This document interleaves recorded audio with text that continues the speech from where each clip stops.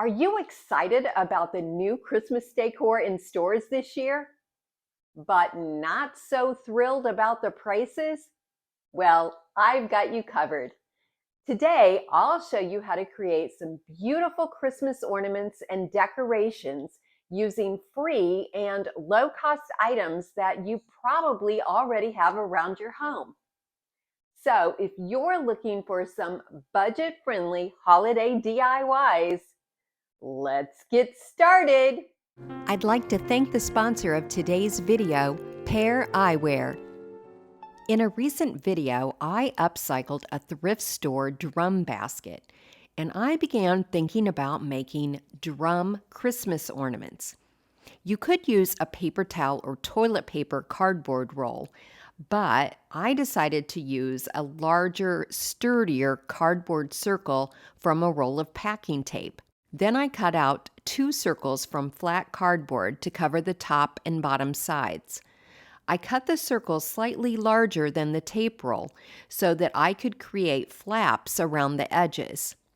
I cut off every other flap so they would lie flat. Then I folded the remaining flaps over the sides of the cardboard roll and taped them down with packing tape. Next, I cut out a piece of scrapbook paper, wrapped it around the roll, and hot glued the edge down.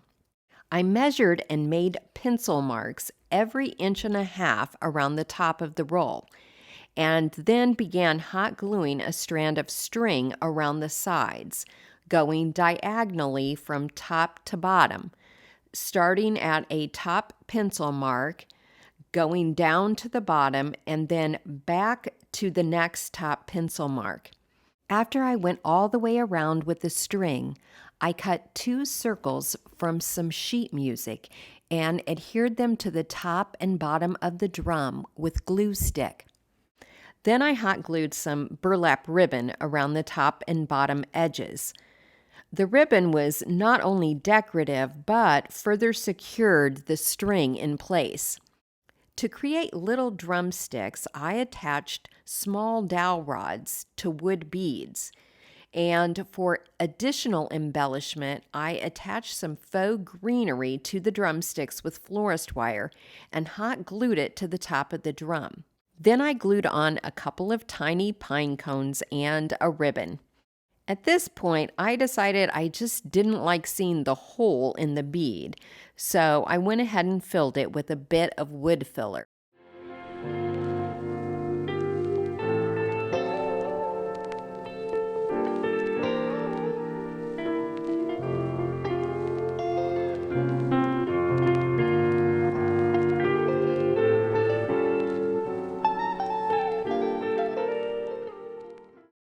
A cone tree made from a piece of poster board is a great base for so many Christmas crafting ideas.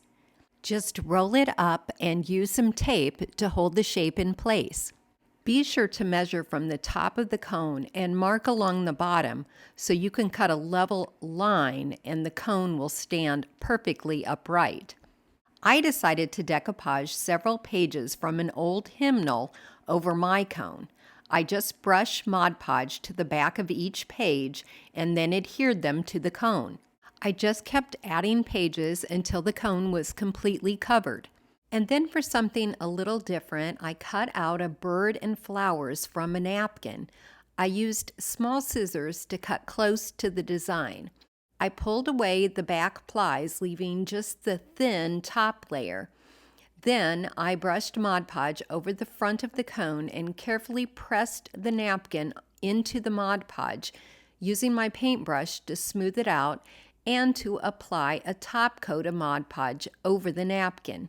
I hot glued some lace ribbon along the bottom of the cone and then hot glued some bead ribbon on top of the lace. I pulled out some ivory-colored faux flowers from my stash and hot glued them next to the bird on the cone. I also hot glued on a lace bow. Then I cut out the greeting from an old Christmas card and peeled off some of the paper on the back side to make it thinner. I applied Mod Podge to the back and adhered it to the cone below the bird and flowers, and then I went over it with the top coat of Mod Podge. To add stability and firmness to the cone, I stuffed it full of paper.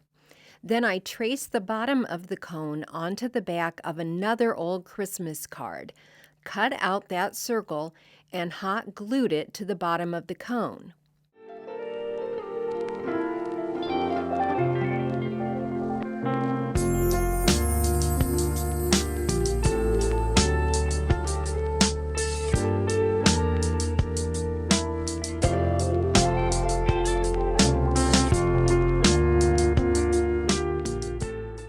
Wood curtain rings make cute frames for creating unique Christmas ornaments. I found these two rings in my stash that I had previously painted dark brown. For one of the rings, I cut a design from an old stained doily and hot glued the edges of the doily to the back of the wood ring. For the second ring, I cut a design out of an old Christmas card and hot glued that to the back of the ring. And then for additional embellishment, I hot glued some lace around the edge of the ring. I also used some sandpaper to distress the paint on the ring a bit. Although they already looked pretty cute, I wasn't done yet. I decided to glue a little faux greenery, some tiny pine cones, and a bow to the first ring. For the second ring, I wired a few pieces of vine together and glued them and a small bow to the eye hook. Then I squeezed some white glue along the bottom inside of the ring and sprinkled some faux snow onto the glue. I painted a third ring with some moss green chalk paint, and when the paint was dry, I applied some white wax, lightly dabbing away the excess. Next, I cut a pine cone design from a thrift store handkerchief and hot glued that to the back of the ring. And I added a small plastic snowflake to the top.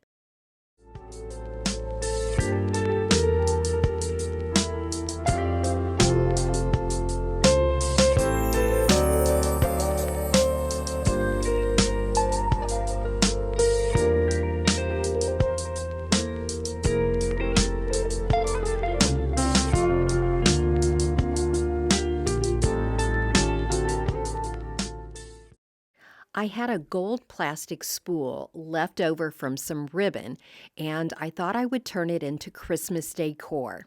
I cut the picture of a sleeping child from an old Christmas card, leaving an extra flap of paper that I could fold and hot glue to the top of the spool. Then I hot glued a bottle brush tree behind the picture and added some tiny pine cones around the base of the tree. I also glued in a few gold sparkly balls from Dollar Tree. One of these bags of styrofoam balls will last you for years. Because the picture is a little girl sleeping, I printed out the first few lines from A Visit from St. Nicholas that includes, "The children were nestled all snug in their beds." I sized it to fit around the spool and adhered it with glue stick. To give it a more finished look, I hot glued some gold rope ribbon around the top and bottom edges of the paper. Then to add the finishing touch, I sprayed the tree and the Christmas card with spray adhesive and then sprinkled on plenty of iridescent glitter.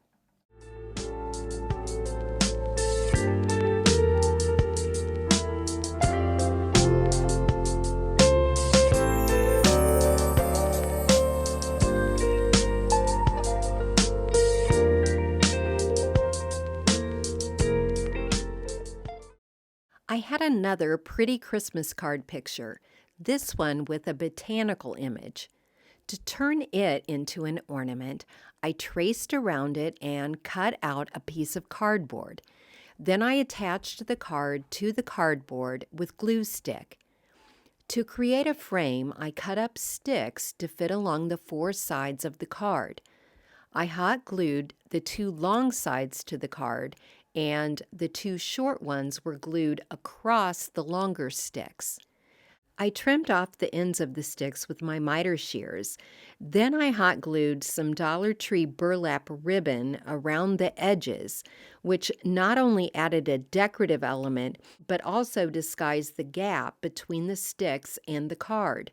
For a 3D effect, I hot glued some faux greenery and berries in the lower corner of the card. I had pulled the berries off of a paper-covered wire, so I just glued the ends of that wire along the back sides of the cardboard to create a hanger.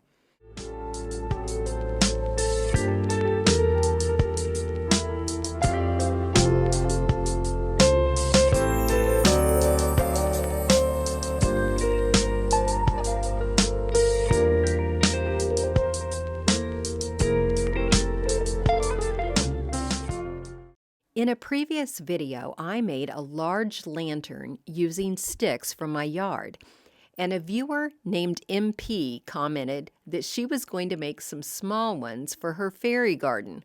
So I thought I should make a small one for my Christmas tree. Start by cutting a square of cardboard for the base.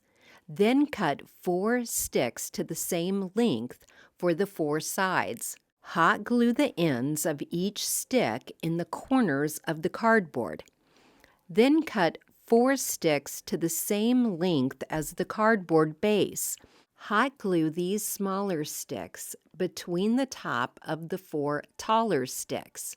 To create a roof, glue the ends of 4 more sticks to the 4 corners. Then gather the opposite ends together and twist a little florist wire around them to hold them in place. You can trim the ends if you like, but I decided to leave them for a more rustic look. Next, to conceal the cardboard, hot glue small sticks to the sides and hot glue some moss over the top. For extra stability, I like to hot glue a little moss over the joints where 2 sticks are glued together. Now you can add whatever small embellishments you like. A battery-operated votive candle would look nice. I added a little bit of vine and a miniature bird and some pip berries. I also went back and added some additional sticks to create crossbars between each side. And to create a hanger, I just ran a loop of florist wire through the top.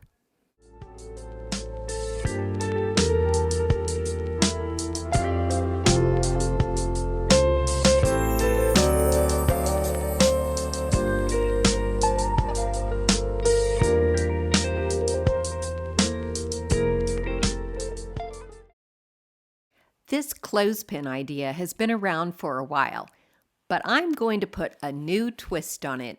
First, remove the springs from 6 clothespins. Place the 2 flat sides of the clothespins together and arrange them into a snowflake shape. Use wood glue on the flat sides to join the clothespins back together.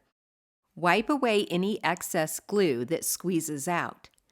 Then apply wood glue to the rounded end of each pair of clothespins and push them together with just a small opening in the center.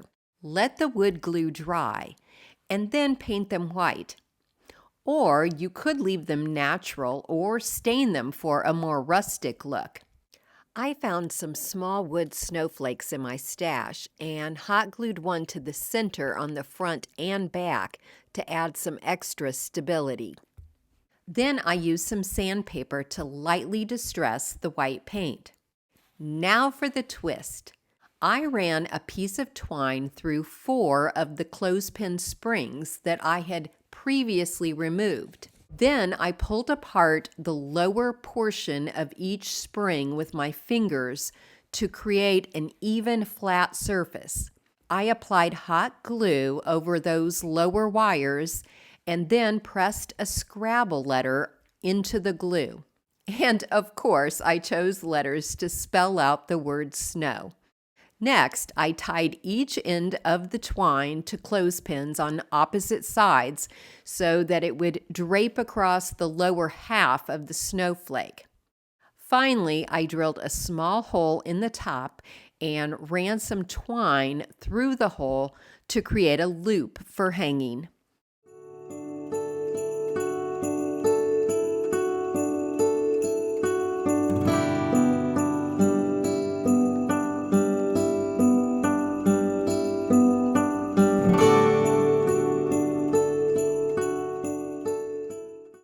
Hey, do you notice anything different about me today? How about now? Or now? Or now? Ever since I started wearing prescription eyeglasses around the age of 40, I have wanted to own several different pairs so that I could change them out to coordinate with different outfits that I was wearing. But the glasses I was purchasing at the doctor's office were so expensive that just wasn't feasible. Until now.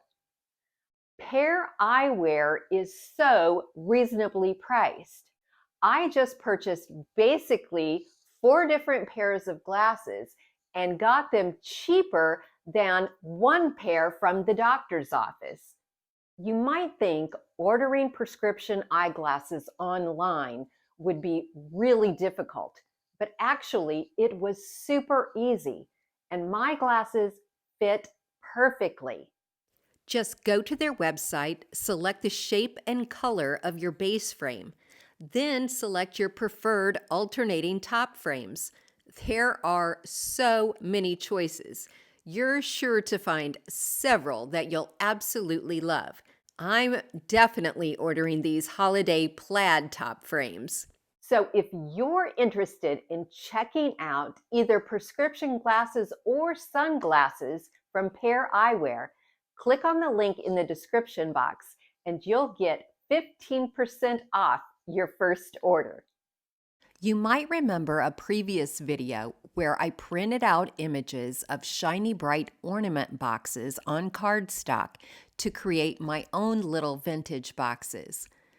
Well, this time I sized the images to cover matchboxes to create tiny ornaments. First, I removed all the matches. Then I used both the Canva and the Resize app to create 2 images for each box. One with just the cover design and one with sides attached to the cover design. After cutting out the images, I folded over the side flaps to create creases. Then I adhered them to the boxes using a quality glue stick. Finally, I used scissors to trim off any excess paper. And to create a hanger for the boxes, I made a hole in the top of each box using one of my Cricut tools. Then I just pushed the ends of a small strand of twine into the hole and added a drop of hot glue to hold it in place.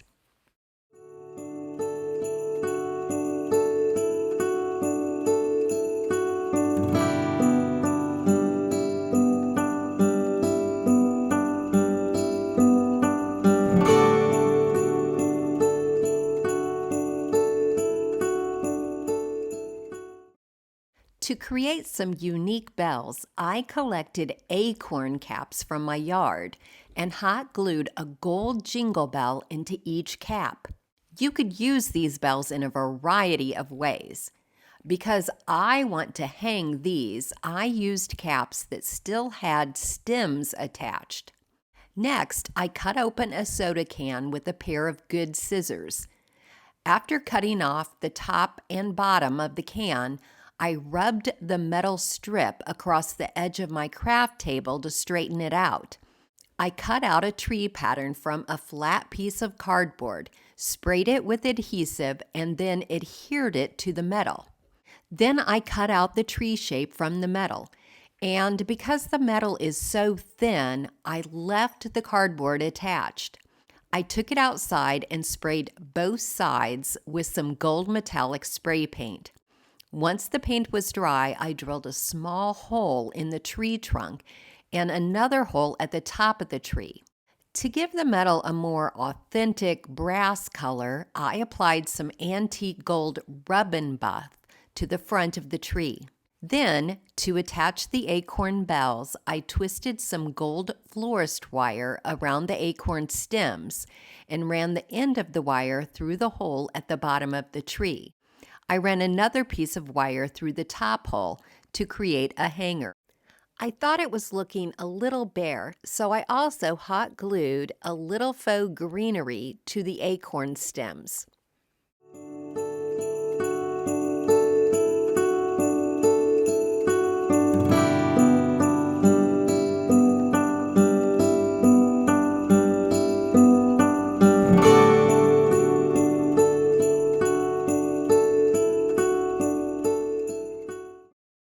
For the next project, I went online and printed out a gingerbread man shape, which I pinned to some scrap fabric. If you saw last week's living room makeover, then you probably recognize this fabric, which was a throw blanket I bought at Goodwill. I wanted to create a miniature pillow, so I needed to cut out two identical shapes. Usually I would fold the fabric over on itself and cut out both shapes at once, but since this was a thick quilted fabric, I cut them out separately. Then I pinned the two shapes together. If you want a traditional look, put the nice looking sides of fabric on the inside so you can turn it inside out after sewing. However, I wanted a more rustic appearance, so I placed the pretty fabric on the outside and then sewed around the edges, leaving one small opening. Alternatively, you could hot glue the edges together if you don't sew. As you can see, this works equally well. In either case, once the edges are joined, push some pillow stuffing inside through the small opening and then sew or hot glue the opening closed. Next, you can sew or glue buttons on the front of the gingerbread man.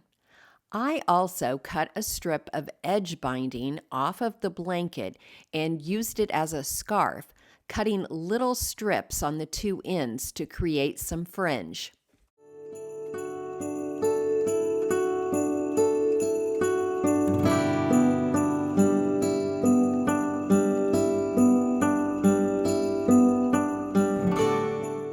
I have so many more Christmas decor ideas to share, so I hope I'll see you back here again next week.